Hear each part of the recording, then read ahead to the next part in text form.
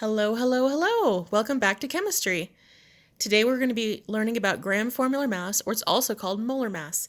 Some people like to refer to it as gram formula mass, or GFM, and others like to refer to it as molar mass. They are the same thing though, okay?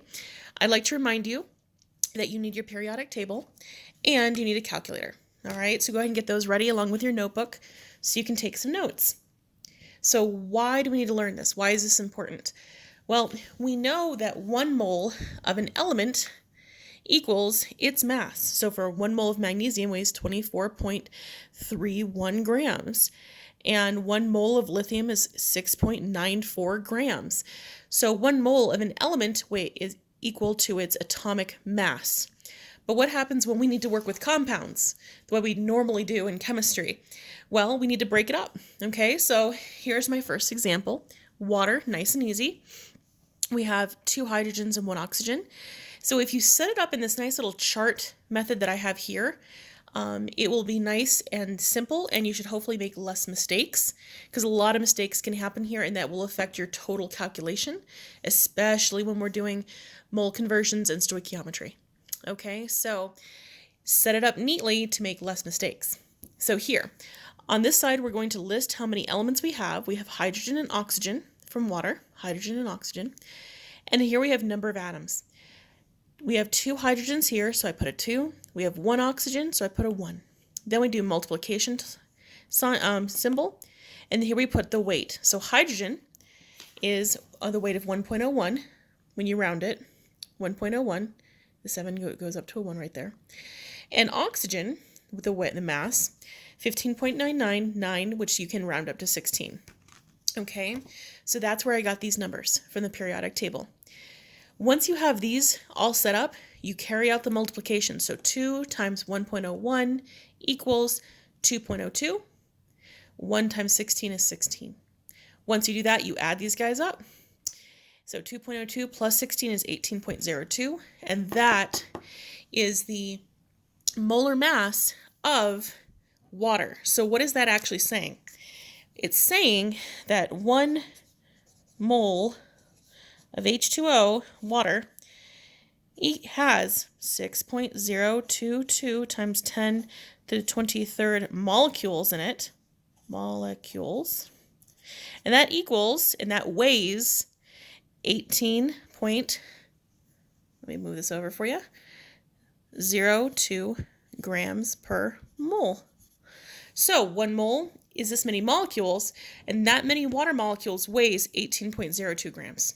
Okay, that's what this is saying, because we're looking at the total mass of the entire compound. Okay, so let's go ahead and do a few example problems, like always. All right, so go ahead and take this down, guys. Calculate the mass of KMnO4, potassium permanganate, and I'll use a different color this time. So the first thing you need to do is you need to list your elements. So we have 3 elements. We have potassium, manganese, and oxygen. All right, so potassium, manganese, and oxygen. Give yourself some room to make sure you have that everything's nice and neat. Now we count the number of atoms. Okay, we have 1 potassium, we have 1 manganese, and we have 4 oxygen. Now we do our multiplication symbol, and now we look up the mass on the periodic table. So potassium is right here. When you round that 8, that puts that to a 9. That actually makes that 10. So this will be 39.1. Go ahead, you can say, or you can use the whole thing, 39.098. That's fine. I'm going to use 39.1 though. 39.1. Manganese, which is right here. When you round this 938, that 8's going to make that a 4, so 54.94.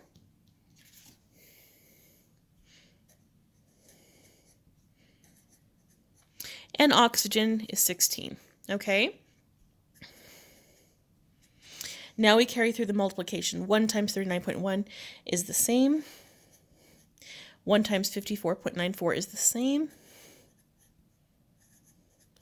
And 4 times 16 is 64. Now we add them up. We add all of this up. And then once you do that, you get 158.04 grams per mole of potassium permanganate, KMNO4. All right? So what this is saying, 1 mole of potassium permanganate has 6.022 times 10 to the 23rd molecules in it, and all of those molecules together weigh 158.04 grams. Okay?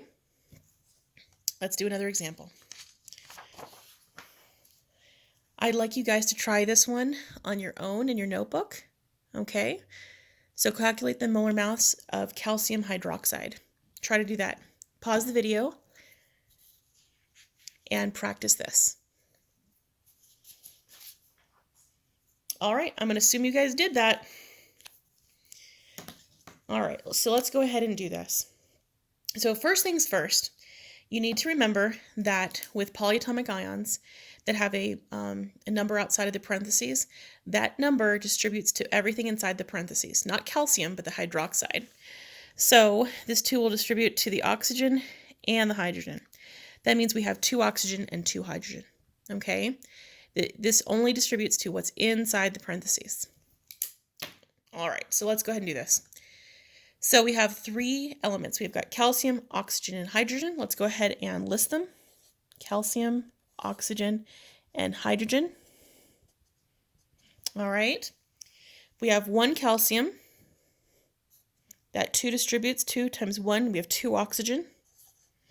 2 times 1 is 2 hydrogen. So now we have all of our atoms. Let's multiply it by their masses now. We know oxygen is 16. Go ahead and put that there. Again, remember hydrogen, when rounding, you can do that. 7 turns that into a 1. So 1.01. And calcium, right here, all right, that 8 rounds that one up. So it's going to be 40.08. All right. See how I'm doing everything nice and neatly in a grid? Okay. Remember, the neater you are, the less mistakes you'll make. So let's carry through the multiplication. 1 times 40.08 is 40.08. 2 times 16 is 32. 2 times 1.01 is 2.02. Alrighty, let's add that up. When you add all of that up, you should get 74.1 grams per mole. All right, so 1 mole of calcium hydroxide weighs 74.1 grams. You can literally weigh that out in a lab, 74.1 grams, and you know whatever you weigh out is going to have 6.022 times 10 to the 23rd molecules. All right, let's do another example. Let's do our final example, okay? Go ahead and try this one on your own. Pause the video and see if you can do it.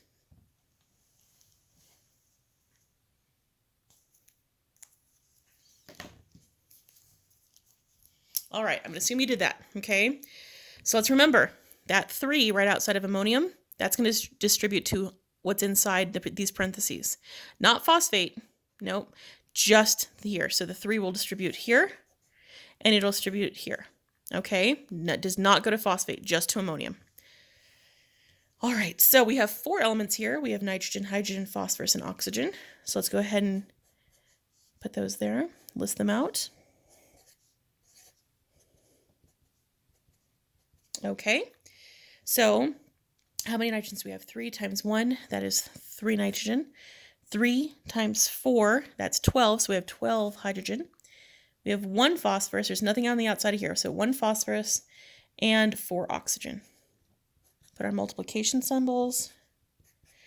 And now let's go ahead and put the mass.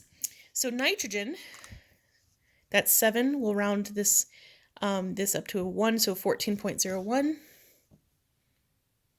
So 14.01, hydrogen is 1.01. Phosphorus, which is right here, that 4 will keep the 7 the same, so 30.97.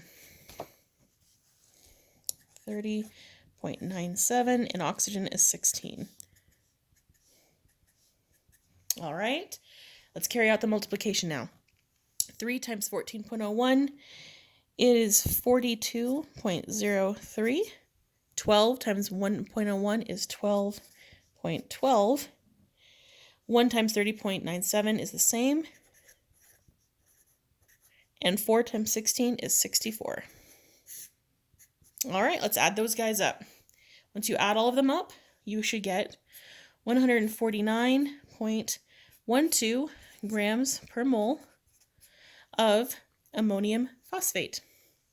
All right. So there you guys go. That's how to calculate molar mass. You will definitely need this in converting moles, and you will definitely need this in stoichiometry.